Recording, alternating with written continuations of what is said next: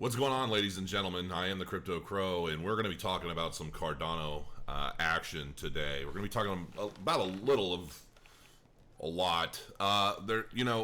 Everybody knows I've been insanely bullish on Cardano for the longest time, many years now, and now that things are finally starting to come together with Shelley, the decentralized protocol that's basically everybody's jumping on and staking, including my own node that has been growing significantly. For a small node with not a whole lot of I don't know what you say, power or anything. I'm not a big whale. I'm not anything crazy, but I mean, we're already up to 8.75 million ADA staked on the Crow node, 122 delegates, and it's growing daily. So I'm extremely excited about this, and it's still there. It's there for everybody to stake. If you're on another node, I mean, we've no rewards have been issued to anyone yet because we've had to wait for like 3 epochs to complete, which is still going to be another, I think, a week if I'm not mistaken. And then we'll start seeing rewards paid out to delegators. And so that'll be a really exciting time to see how all of that comes together. And I've seen a lot of interest in the Cardano staking pools, and I get a lot of messages. I know that as more and more people are finding the Crow node on the YORI wallet or YOROI or whatever you want to call it. I know how it's pronounced, but I call it YORI because it's just easier for those of you who are commenting in there, how can you get YOROI out of YOROI? Whatever. But once more and more people are starting to see Crow pop up on those wallets. I know there have been some delays depending on what you're doing. And I just tell everybody, look, if you're having an issue with YOROI wallet, just download Daedalus. It does take a little longer to download the entire blockchain, but it is what it is. Looking at Bitcoin right now, you'll notice in my video yesterday, I had basically said I set a limit long.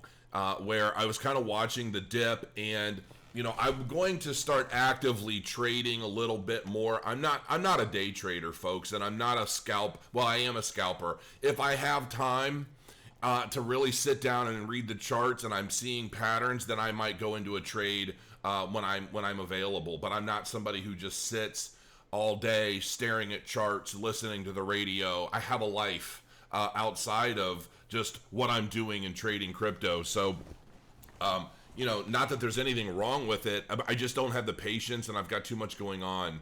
So I'm not actively trading constantly. But I did enter a long, it was a limit long, so it was basically, the price was around, I think, 11.7 something, and I set a limit order so that I paid less in fees. I set that limit order at around 11.650, something along those lines, and just basically hoping that the price continued to drop a bit so that I can buy in at a lower price, save fees on a market order, and that order was in fact filled, and from there, we've gone up, and I am... let me see here. Currently, I'm up $302 on my trade. So, nothing extravagant or super significant, but I mean, I'm happy with that, and I intend to ride it. My liquidation price is at like $9,770. So, is it possible that we could just crash dump to there or get a crazy wick down to liquidate people that are long right now? Yeah, it's possible. It's scary. And once I get to a possible target, I'd like to see 13.5 maybe, and I might take profit, even though that could be a trajectory up towards 14,000 before another dip.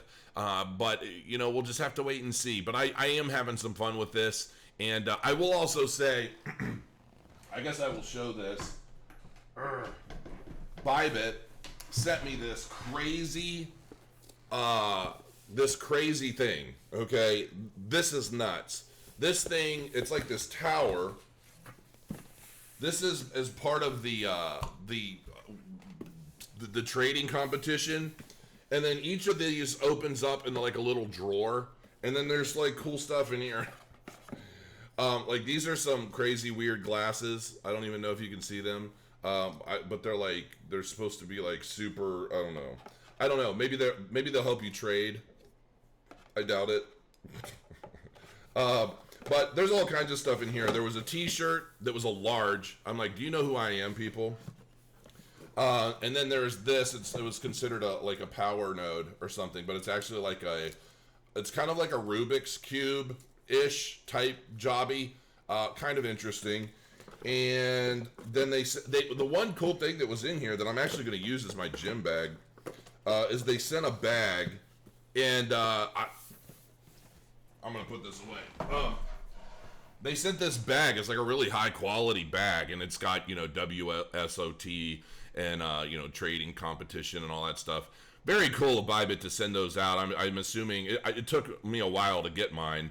But it was actually really cool. And I intend on using this little tower just to store random things. Maybe paints or something. I don't know. But anyway, I just wanted to share that. And so here's the deal.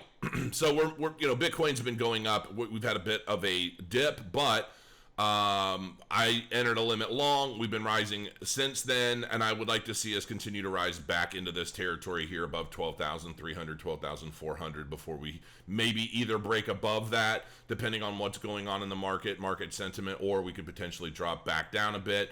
Who knows? We'll just have to see how it plays out. But I do believe that the volatility in Bitcoin trading is coming back, which means it's very good for bot trading. So we'll have to see. I'll be updating people on Crow Trader Bot here soon, and that is that. Now, let's get to the topic here. So, this article is actually very interesting to me. Let me see if I zoom into this. It'll make the article bigger and get rid of that sidebar. There we go. Ethereum's network fees are increasingly becoming a major concern, and more people are wary of paying ridiculous fees to transact on the network. The amount of gas being spent on Ethereum has reached an all-time high, with a daily average of $6.8 million going to fees, according to data by Glassnode. Really? And when I read this, and I'm thinking to myself, okay, stuff is getting real now, because there are all these DeFi applications, and there's all this stuff going on the Ethereum network, and we're not even at like a market peak or anything yet. And so all these people, all these institutions, and all these investors that have been putting their money into Ethereum because they're expecting to capitalize on the growth of Ethereum by default through all this DeFi opportunity and all of this DeFi activity going on, I can't help but to feel like it's a bubble, folks. I just can't. I really think that here's the thing with all of the DeFi applications and all this stuff, even Chainlink is basically on Ethereum, and like from what I gather anyway, and so I'm like kind of nervous about this to some extent. But I'm bullish on the idea that, well, Cardano has basically been built to address all of these issues and to give a happy home to any of these applications that are wanting to not basically suck up fees from all of their users because of this kind of an issue on the Ethereum network. Etherscan currently recommends a gas price of 350 Gwei for a 20-second transaction waiting time, meaning that people are paying as much as $50 to process transactions on Ethereum. A certain and evidently tired blockchain and crypto enthusiast is now calling on Cardano's Charles Hoskinson to launch smart contracts and native assets faster, so that all of the DeFi business on Ethereum can be ported to Cardano. That kind of scares me a little bit. ETH fees are ridiculous. The sooner we can start porting DeFi apps across from Ethereum over to Cardano, the better. Now is our opportunity to strike, Charles. Imagine ADA adoption if consumers have an alternative to paying up to $50 per transaction using ETH. Do you smell what this rock is cooking, folks? ETH fees will keep surging with increasing network activity. Exactly. We're already seeing like extravagant fees on the Ethereum network, and we're at the beginning of a bull market. How do you think this is going to change over time as we move through 2020 into 2021. As adoption continues to grow, more applications, more people are launching new things to capitalize on the new faces entering the space. What's going to happen to Ethereum? Ethereum, it's already been pretty much just the idea that Ethereum 2.0 is going to somehow resolve a lot of these issues. Even they're saying, we don't think it's going to. We're not really sure. We're going to give it a shot. And they've been looking for alternatives now for a while. And even Vitalik has publicly posted information or his opinions on, maybe this blockchain could help us. Maybe this blockchain. It's like he's in quicksand and they're just reaching for a rope. And I just don't see that necessarily coming with this new technology coming that's not going to need all that. It's been developed from the ground up. I'll keep diving into this a little bit more. The gas price on Ethereum is measured in either subunits known as GWE. While each transaction needs to pay a gas fee to be processed, miners often have a lot of say on what the gas should be. In times of high network activity, miners can motivate people into paying higher transaction fees to have their transactions processed faster. Increased wallet addresses and DeFi activity have been triggering high gas on the Ethereum network, and although the Ethereum community is happy with surging Ethereum prices, transacting on the network is also increasingly becoming unsustainable. And this is where fundamentals come into play against the speculative nature of the rise in an altcoin price.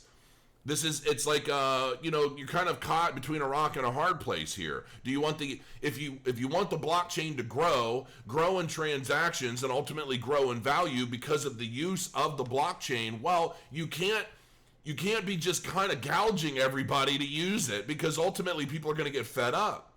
And this is just not good. Really, I mean, honestly, and I know that, people are like, oh, Crow, you hate Ethereum. I don't hate Ethereum. I actually love Ethereum, because Ethereum is what got me into the space. The ICOs, all of the new technology and applications and use cases that are represented on Ethereum. But I just happen to love Cardano much, much more, because I believe that everything that I love about Ethereum is going to be possible on Cardano, but it's going to be much cheaper, much faster, far more scalable, more decentralized. I mean, just so many different anything. It's just a no-brainer to me. I mean, it really is just a no-brainer to me. But as I read through articles like this and I'm seeing what's happening, there's only one thing. So many people are heavily invested into Ethereum that it may not be this market either. Well, I mean, one of two things could happen, and just in my humble opinion, Ethereum is very well going to rise up. I mean, the price of Ethereum is going to go up much higher, likely much higher than it did in the last bull market. That's just the nature of things. The number of people holding Ethereum, I'm sure, is much higher than it was back in 2017. And the use case for Ethereum is much higher. However, Cardano has been focused on development, focused on just taking things one step at a time, making sure that every protocol that launches on this blockchain is powerful. It is what it's been described as being. There's just so much more work going into it. And I don't necessarily know that it's going to be the peak of this market that Cardano ultimately overtakes Ethereum.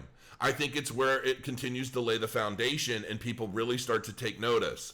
And I could be wrong, because a lot of Ethereum's adoption was much more organic over time and as the only option available for the most part early on. And with all of these applications on Ethereum being able to just simply migrate over to Cardano, I think it's just going to depend on how much of that we see moving forward. How high are the fees on Ethereum really going to get, and how high do they have to get before these dApp developers decide to finally jump ship and move over to the Cardano blockchain? How long is it going to be until Goguen finally launches and implements these smart contract protocols on Cardano, enabling these developers to do all of this? These are the questions.